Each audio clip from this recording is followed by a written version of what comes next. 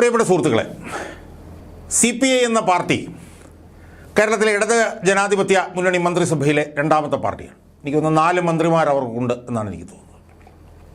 Revenue വകുപ്പ് അവരുടെ കയ്യിലാണ്, പിന്നെ റവന്യൂ വകുപ്പ്, അതുപോലെ തന്നെ എന്താണ് ഈ മൃഗസംരക്ഷണ വകുപ്പ്, പിന്നെ സിവിൽ സപ്ലൈസ് വകുപ്പ്, അങ്ങനെ 3-4 വകുപ്പ് അവരുടെ കയ്യിലുണ്ട്. രണ്ടാമത്തെ പാർട്ടിയാണ്. എന്തോ 16 17 അല്ലെങ്കിൽ 19 മറ്റേ MLA മാർ അവർക്കുണ്ട് എന്നാണ് എൻ്റെ ഓർമ്മ. അപ്പോൾ ആ രണ്ടാമത്തെ ഭരണ പാർട്ടിയുടെ സംസ്ഥാന സെക്രട്ടറി ആയിട്ടുള്ള സഖാവ് കാനം രാജേന്ദ്രൻ ഏതാനും ദിവസങ്ങൾക്ക് മുമ്പ് അന്തരിച്ചു. എൻ്റെ ഓർമ്മ ശരിയാണെങ്കിൽ അദ്ദേഹം 3ാമത്തെ തവണ CPIയുടെ സംസ്ഥാന സെക്രട്ടറി ആയിരുന്നു. അദ്ദേഹം ദീർഘകാലമായി രോഗാതുരനായിരുന്നു എന്നാണ് അറിയാൻ കഴിയുന്നത്. അദ്ദേഹം ഒരു കരൾ മാറ്റിവെക്കൽ ശസ്ത്രക്രിയയ്ക്ക് വിധേയനായിരുന്നു എന്ന് കേട്ടിരുന്നു. ഏതാണ്ട് 2-3 ആഴ്ചകൾക്ക് മുമ്പാണെന്നാണ് എൻ്റെ ഓർമ്മ. അദ്ദേഹത്തിൻ്റെ ഡയബറ്റിക്സ് എന്നിട്ട് കാല് മുറിച്ചു കളഞ്ഞതായി നമ്മൾ അറിഞ്ഞിരുന്നു. അതിനെ തുടർന്ന് അദ്ദേഹം നടത്തിയ ഒരു പത്രസമ്മേളനത്തിൽ താൻ തിരിച്ചു വരും എന്നൊക്കെ പറഞ്ഞിട്ടൊരു അദ്ദേഹത്തിൻ്റെ ഒരു അഭിമുഖം ഉണ്ടായിരുന്നു. എന്തായാലും അദ്ദേഹത്തിന് കരൾ മാറ്റിവെക്കൽ ശസ്ത്രക്രിയയ്ക്ക് ശേഷം കാല് മുറിച്ചു കളഞ്ഞിരുന്നു. അദ്ദേഹം രോഗമെല്ലാം ഭേദമായി തിരിച്ചു വരും എന്ന് 100% ഉറച്ച് വിശ്വസിച്ചിരുന്ന സമയത്ത് അദ്ദേഹത്തിന് 2 തവണ ഹൃദയസ്തംഭനം ഉണ്ടാവുകയും 2ാമത്തെ തവണ ഹൃദയസ്തംഭനം ഉണ്ടായതിനെ തുടർന്ന് ശ്രീമാൻ കാനം രാജേന്ദ്രൻ അകാലത്തിൽ അന്തരിക്കുകയും ചെയ്തു. ഏതാനും ദിവസം ഞാൻ ഓർക്കുന്നില്ല. എന്തായാലും കാനം രാജേന്ദ്രൻ അന്തരിച്ചതിനെ തുടർന്ന് പിന്നീട് നമ്മൾ കണ്ടു അദ്ദേഹത്തിൻ്റെ പട്ടട കത്തിത്തീരുന്നതിന് മുമ്പ് തന്നെ പുതിയ സെക്രട്ടറി വന്നു. അതും വലിയ അത്ഭുതത്തോടുകൂടിയാണ് CPIക്കാർ തന്നെ നോക്കിക്കണ്ടത്. സാധാരണ ഇതിൽ നമുക്കറിയാം, ഒരു പാർട്ടിയുടെ സംസ്ഥാന സെക്രട്ടറി അന്തരിച്ചു കഴിഞ്ഞാൽ അതുമായി ബന്ധപ്പെട്ട് പിന്നെ കുറേ നടപടിക്രമങ്ങളുടെ അനുസ്മരണ സമ്മേളനങ്ങൾ ഇതെന്നൊക്കെ പറഞ്ഞിട്ട് ദുഃഖാചരണമൊക്കെ ഉണ്ട്. അപ്പോൾ സാധാരണഗതിയിൽ ഒരു പാർട്ടി സെക്രട്ടറി മരിച്ചു കഴിഞ്ഞാൽ ഇത്തരം നടപടിക്രമങ്ങളൊക്കെ നടന്നതിന് ശേഷമാണ് പുതിയ പാർട്ടി സെക്രട്ടറിയെ തിരഞ്ഞെടുക്കുക. എന്നാൽ അതിൽ നിന്നും വ്യത്യസ്തമായി കാനം രാജേന്ദ്രൻ മരിച്ച് അദ്ദേഹത്തിൻ്റെ പട്ടട കത്തി തീരുന്നതിന് മുമ്പ് തന്നെ ശ്രീമൻ ബിനോയ് വിശ്വത്തിനെ പാർട്ടിയുടെ സംസ്ഥാന സെക്രട്ടറിയായി തിരഞ്ഞെടുത്തു. അത് വളരെ ഈ പറഞ്ഞ പോലെ ഒരു അസ്വസ്ഥത ഉളവാക്കുന്ന ഒരു സംഭവമായിരുന്നു എന്നുള്ള നിലയിൽ CPIക്കാർക്കിടയിൽ തന്നെ വലിയ തോതിലുള്ള സംസാരങ്ങളുണ്ട്. അപ്പോൾ അതിനെക്കുറിച്ച് നമ്മൾ കേട്ടത് എന്ന് പറഞ്ഞു കഴിഞ്ഞാൽ, കാനം രാജേന്ദ്രൻ മരണത്തിന് മുമ്പ് തന്നെ ബിനോയ് വിശ്വത്തെ തൻ്റെ പിൻഗാമിയാക്കണം എന്നുള്ള ആവശ്യം പാർട്ടിയുടെ മുന്നിൽ വെച്ചിരുന്നു എന്നുള്ളതാണ്. അതും വളരെ അത്ഭുതത്തോടുകൂടിയാണ് നമ്മൾ നോക്കിക്കണ്ടത്. കാരണം സാധാരണ ഇതിൽ കേരള കോൺഗ്രസിലൊക്കെയാണ് ഇങ്ങനെ സംഭവിക്കുക. എനിക്ക് ഓർമ്മയുണ്ട്, TM ജേക്കബ് മരണാസന്നനായി കിടന്ന സമയത്ത് തൻ്റെ അനന്തരാവകാശിയായി മകനെ അനൂപ് കുരുവിളെന്നോ കണ്ടു പറഞ്ഞിട്ടൊരു ഒരു പയ്യൻ മകനെ തൻ്റെ അനന്തരാവകാശിയാക്കണം എന്നുള്ളത് നമ്മൾ കേട്ടിട്ടുണ്ട്. പക്ഷേ ഒരു കമ്മ്യൂണിസ്റ്റ് പാർട്ടിയിൽ ഇതുപോലെ ഒരു പാർട്ടി സംസ്ഥാന സെക്രട്ടറി മരണാസന്നനായി കിടക്കുമ്പോൾ തൻ്റെ പിൻഗാമിയായി അടുത്തയാളെ നിയമിക്കണം എന്നുള്ളത് പറഞ്ഞ് കേട്ടിട്ടില്ല. എന്തായാലും CPMനകത്തും CPIക്കകത്തും ഒക്കെ തന്നെ നടക്കാൻ പാടില്ലാത്ത സംഭവങ്ങളാണ് ഇപ്പോൾ നടന്നുകൊണ്ടിരിക്കുന്നത്. അതിൻ്റെ ഭാഗമായിട്ടായിരിക്കാം. എന്തായാലും അസ്വസ്ഥജനമായിട്ടുള്ള 2 സംഭവം നടന്നു. ഒന്ന്, പട്ടണ കത്തിത്തീരുന്നതിന് മുമ്പ് തന്നെ ബിനോയ് വിശ്വത്തെ വെച്ചു. മരണാസന്നനായി സംസ്ഥാന സെക്രട്ടറി കിടക്കുമ്പോൾ തന്നെ അദ്ദേഹത്തിൻ്റെ അനന്തരാവകാശിയെ നിയമിക്കുകയും ചെയ്തു. അങ്ങനെ 2 സംഭവങ്ങൾ അവിടെ നടന്നു. സുഹൃത്ത്, എൻ്റെ വീഡിയോയുടെ വീഡിയോയിൽ കൂടെ ഞാൻ മുന്നോട്ട് വെക്കാൻ ഉദ്ദേശിക്കുന്ന ചർച്ചാ വിഷയം ഇതല്ല എന്ന് ഞാനൊന്ന് പറഞ്ഞുകൊള്ളട്ടെ. സുഹൃത്തുക്കളെ, CPI എന്ന് പറഞ്ഞ പാർട്ടി ഇപ്പം ഞാൻ പറഞ്ഞു വരുമ്പോൾ കാനം രാജേന്ദ്രൻ അന്തരിച്ചു. കാനം രാജേന്ദ്രൻ അന്തരിച്ചുവെങ്കിലും അന്തരിച്ച കാനം രാജേന്ദ്രനെ കുറിച്ച് ഞാൻ ഈ വീഡിയോയിലൂടെ ചില വിമർശനങ്ങളാണ് ഉന്നയിക്കാൻ ഉദ്ദേശിക്കുന്നത്. അതൊരു പക്ഷേ ഒരു സാധാരണ നടപടിക്രമത്തിന് വിരുദ്ധമാകാനും സാധ്യതയുണ്ട്. കാരണം എങ്ങനെയുള്ള ആളായാലും ആൾ മരിച്ചു കഴിഞ്ഞാൽ പിന്നെ ആളെക്കുറിച്ച് നല്ലത് മാത്രമേ പറയാൻ പാടുള്ളൂ എന്നുള്ളതാണല്ലോ ഒരു അലിഖിത നിയമം.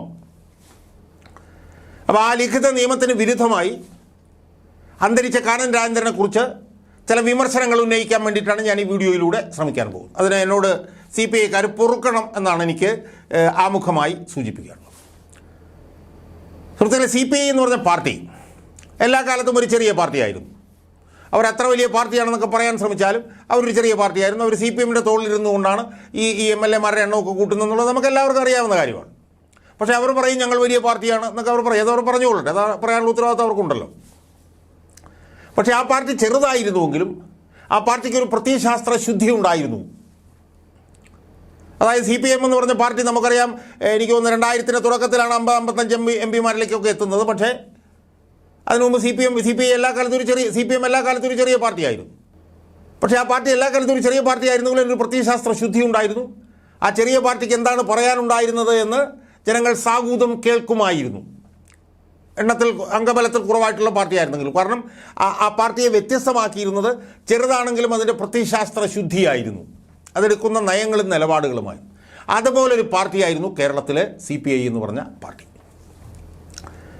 ആ പാർട്ടിയിലുണ്ടായിരുന്ന തലയെടുപ്പുള്ള നേതാക്കന്മാർ എം.എൻ. ഗോവിന്ദൻ നായർ, അതുപോലെ തന്നെ 7 വർഷം കേരളത്തിൽ മുഖ്യമന്ത്രിയായിരുന്ന C. അച്യുതമേനോൻ, അതുപോലെ തന്നെ S. കുമാരൻ, അതുപോലെ തന്നെ വ്യക്തിശുദ്ധി കൊണ്ടും പരിപാവനമായിട്ടുള്ള പാർട്ടി പ്രവർത്തനം കൊണ്ടും കമ്മ്യൂണിസ്റ്റുകാരുടെ CPM-കാരുടെ പോലും മനസ്സിൽ സ്ഥാനം നേടിയിട്ടുള്ള R. സുഗതൻ, എൻ്റെ അമ്മയുടെ ജ്യേഷ്ഠനായിട്ടുള്ള CG സദാശിവൻ, S. കുമാരൻ, പിന്നെ നമ്മുടെ CK ചന്ദ്രപ്പൻ്റെ അച്ഛൻ CK കുമാരൻ, അങ്ങനെ എത്രയെത്ര നേതാക്കന്മാർ, PK വാസുദേവൻ നായർ, ഏറ്റവും അവസാനം വിളിയം ഭാർഗവന് ശേഷം CK ചന്ദ്രപ്പൻ, അങ്ങനെ പ്രത്യയശാസ്ത്ര ശുദ്ധിയുള്ള യഥാർത്ഥ കമ്മ്യൂണിസ്റ്റുകാരായിട്ടുള്ള നേതാക്കന്മാരുടെ ഒരു നിര നേതൃത്വം കൊടുത്തു വന്ന ഒരു പാർട്ടിയാണ് CPI. അത് ഈ പറഞ്ഞ പോലെ എം.എൻ. ഗോവിന്ദൻ നായർ മുതൽ TV തോമസ്, മറക്കാൻ കഴിയും നമുക്ക്, എം.എൻ. ഗോവിന്ദൻ നായരുടെ കാലത്തൊക്കെ ഉണ്ടായിരുന്ന TV തോമസ്. എനിക്ക് തോന്നുന്നത് CPM-ന് പോലും ഇത്രയും കൂടുതൽ ഈ പറഞ്ഞ പോലെ പ്രത്യയശാസ്ത്ര ശുദ്ധിയുള്ള കമ്മ്യൂണിസ്റ്റുകാരായി ജനിച്ച് കമ്മ്യൂണിസ്റ്റുകാരനായി പ്രവർത്തിച്ച് കമ്മ്യൂണിസ്റ്റുകാരായി മരിച്ച ഇത്രയും ഒരു നിര നേതാക്കന്മാർ അവർക്കുണ്ടായിരുന്നു എന്ന് എനിക്ക് സംശയമാണ്. ഒരുപക്ഷെ EMS എന്ന് പറയാം, അല്ലെങ്കിൽ AKG എന്ന് പറയാം, അല്ലെങ്കിൽ VS എന്ന് പറയാം, അങ്ങനെ ചില 2-3 നേതാക്കന്മാരുണ്ടായിരുന്നെങ്കിൽ CPIക്ക് ഒരു ഡസനിനടുത്ത് ഈ പറഞ്ഞതുപോലെ ലബ്ധപ്രതിഷ്ഠരായിട്ടുള്ള തലയുയർത്തി നിൽക്കുന്ന നേതാക്കന്മാർ കേരളത്തിലുണ്ടായിരുന്നു. അതിലേറ്റവും അവസാനം CPIയുടെ സംസ്ഥാന സെക്രട്ടറിയായി കുറച്ചുനാൾ മാത്രം ഇരിക്കുകയും അകാലത്തിൽ നിര്യാതനായി പോവുകയും ചെയ്ത CK ചന്ദ്രപ്പനെ നമുക്ക് മറക്കാൻ കഴിയുമോ സുഹൃത്തുക്കളെ? മറക്കാൻ കഴിയുമോ CK ചന്ദ്രപ്പനെ? ഒരല്പനാൾ മാത്രമാണ് CK ചന്ദ്രപ്പൻ CPIയുടെ സംസ്ഥാന സെക്രട്ടറി ആയിരുന്നു. പക്ഷേ ആ സമയത്ത് ആണ് CPIക്ക് പല്ലും നഖവും വെച്ചത് എന്നുള്ളത് നമുക്ക് മറക്കാൻ കഴിയുമോ? അതുപോലെ തന്നെ വിളിയം ഭാർഗവൻ്റെ കാലഘട്ടം,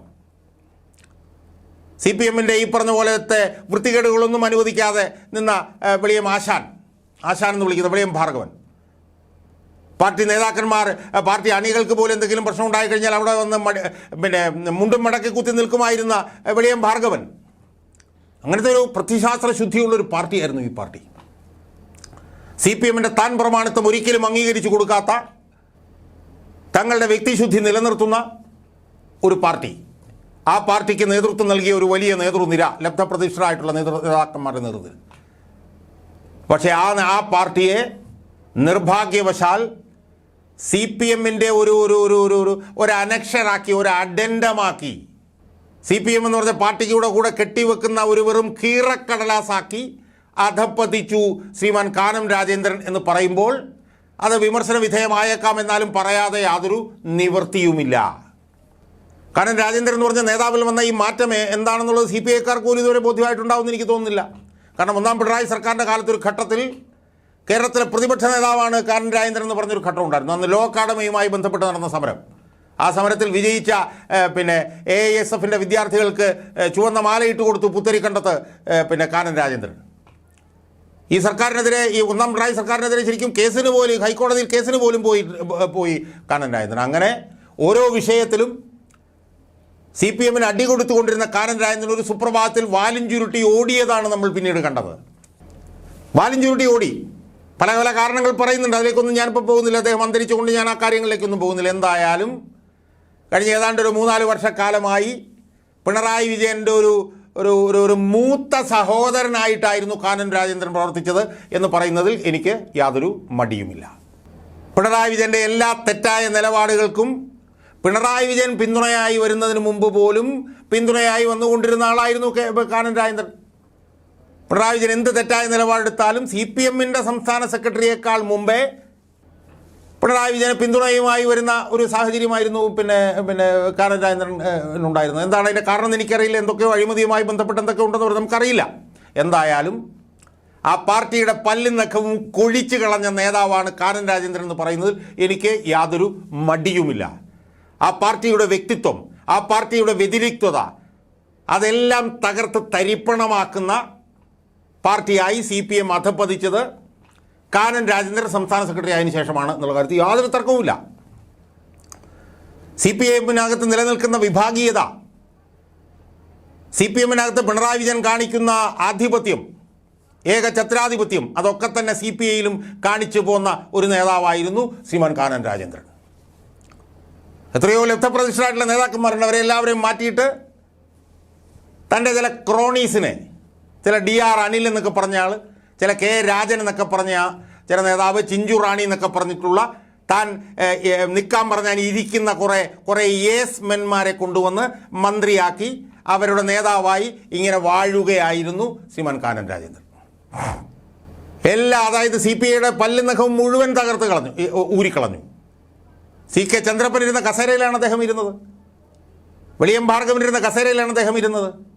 PK വാസുദേവൻ നായർ ഇരുന്ന കസേരയിലാണ് ഇരുന്നത്. പക്ഷേ ആ പാർട്ടിയെ ഈ പറഞ്ഞതുപോലെ കാൽക്കാശിന് കൊള്ളാത്ത, CPM എന്ന് പറഞ്ഞാൽ, CPM ഇരിക്കാൻ പറഞ്ഞാൽ കിടക്കുന്ന ഒരു പാർട്ടിയാക്കി ഈ CPI-യെ അധപ്പതിപ്പിച്ച നേതാവായിരുന്നു കാനൻ രാജേന്ദ്രൻ എന്ന് പറയുന്നതിൽ എനിക്ക് വിഷമമുണ്ട്.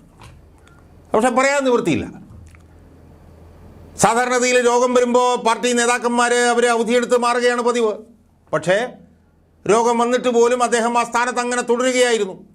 കരൾ മാറ്റൽ ശസ്ത്രക്രിയയ്ക്ക് വിധേയനായ സമയത്തും അദ്ദേഹം പാർട്ടി സംസ്ഥാന സെക്രട്ടറി ആയിട്ട് ഇങ്ങനെ തുടരുകയായിരുന്നു. വളരെയേറെ രോഗാതുരനായി തുടരുമ്പോഴും അധികാരത്തിൻ്റെ ആ ദണ്ട് തൻ്റെ കയ്യിൽ വേണമെന്നുള്ള നിർബന്ധം കാനൻ രാജേന്ദ്രന് വളരെ വളരെ വലുതായിരുന്നു. അത് തൻ്റെ കയ്യിൽ വേണം എന്നാണ് കാനൻ രാജേന്ദ്രൻ വിചാരിച്ചിരുന്നത്. അതുകൊണ്ട് കാനൻ രാജേന്ദ്രൻ ഈ പാർട്ടിയോട് ചെയ്ത ക്രൂരത എന്ന് പറയുന്നത് ഈ പാർട്ടിയെ CPM ഇരിക്കാൻ പറഞ്ഞാൽ കിടക്കുന്ന ഒരു പാർട്ടിയാക്കി മാറ്റി എന്നുള്ളതാണ്. എന്നിട്ടിപ്പോൾ അദ്ദേഹം പോയപ്പോൾ അദ്ദേഹത്തിൻ്റെ ഒരു ക്രോണിയെ കൊണ്ടുവന്ന് അവിടെ വെച്ചിരിക്കുകയാണ്. ഇനി നടക്കാൻ പോകുന്ന കാര്യങ്ങളെക്കുറിച്ചിട്ടൊന്നും ഞാൻ പറയുന്നില്ല, എനിക്കറിയില്ല അതിനകത്ത് എന്താ നടക്കാൻ പോകുന്നത്. പക്ഷേ മരിച്ചു കഴിഞ്ഞാൽ മാന്യൻ, മരിക്കുന്നതിന് മുമ്പ് എന്ത് ചെയ്തു കഴിഞ്ഞാലും മരിച്ചു കഴിഞ്ഞാൽ ഉത്തമൻ, ഉത്തമ സ്വഭാവങ്ങളുള്ളവൻ, പരിഭാവനമായിട്ടുള്ള സ്വഭാവമുള്ളയാൾ, ഏറ്റവും വലിയ കമ്മ്യൂണിസ്റ്റ്, ഏറ്റവും വരെ പ്രത്യശാസ്ത്ര ശുദ്ധിയുള്ള, ഏറ്റവും വലിയ ധിഷണാശാലിയായിട്ടുള്ള നേതാവ് എന്നൊന്നും കാനൻ രാജേന്ദ്രനെ വാഴ്ത്തിപ്പാടാൻ എനിക്ക് മനസ്സില്ല എന്ന് പറയുന്നതിൽ എനിക്ക് യാതൊരു മടിയുമില്ല. CPM-നോട് മല്ലടിച്ച് നിൽക്കുന്ന പ്രത്യശാസ്ത്ര ശുദ്ധിയുള്ള ഒരു പാർട്ടിയായി രൂപാന്തരപ്പെടാവുന്ന ഈ പാർട്ടിയെ എല്ലാ വൃത്തികേടുകളുടെയും മൂർത്തിമദ്ഭാവമായി അധപ്പതിപ്പിക്കുന്നതിൽ കാനൻ രാജേന്ദ്രനുള്ള പങ്ക്, അദ്ദേഹം മരിച്ചുപോയാലും അത് അവിടെ തന്നെ അടയാളപ്പെടുത്തപ്പെട്ട് കിടക്കും എന്ന് പറയാൻ വേണ്ടിയിട്ടാണ് ഞാൻ ഈ വീഡിയോയിലൂടെ ശ്രമിക്കുന്നത്.